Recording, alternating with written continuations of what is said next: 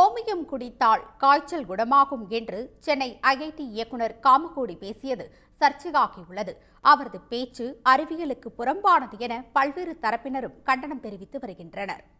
சென்னை மேற்கு மாம்பலத்தில் உள்ள கோசாலை ஒன்றில் மாட்டுப்பொங்கல் விழா நடைபெற்றது. அதில் கலந்து கொண்டு பேசிய சென்னை ஐஐடி இயக்குனர் காமகோடி, மாட்டின் சிறுநீரான கோமியத்தை குடித்தால் காய்ச்சல் குணமாகும் என பேசினார்.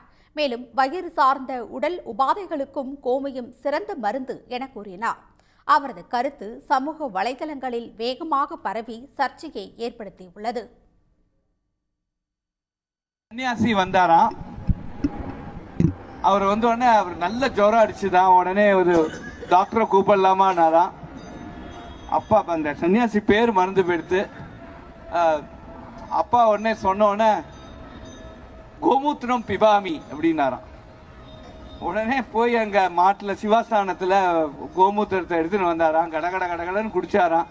15 நிமிஷத்துல தொடர்ந்து போயிடுத்தான். அதனால anti bacterial, anti fungal, digestive, இந்த ஸ்டொமக் இரிட்டபிள் பவுல் சிண்ட்ரம், இது மாதிரி பல இதுக்கு நமக்கு கோமயம்ங்கிறது நமக்கு பெரிய மெடிசன்.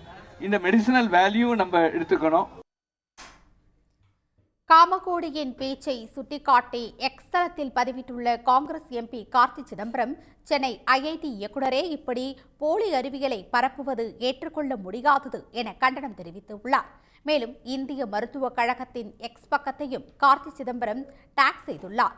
இதேபோல காமகோடி அறிவியலுக்கு எதிரான ஆதாரங்கள் இல்லாத பிற்போக்கு கருத்தை பேசியுள்ளதாக தமிழ்நாடு மாணவர் கழகம் கண்டனம் தெரிவித்துள்ளது.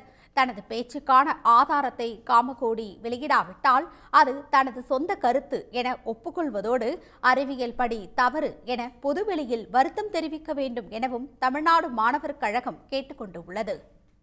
உடனுக்குடன் செய்திகளை தெரிந்து கொள்ள சன் நியூஸ் பெல் ஐகானை கிளிக் பண்ணுங்க.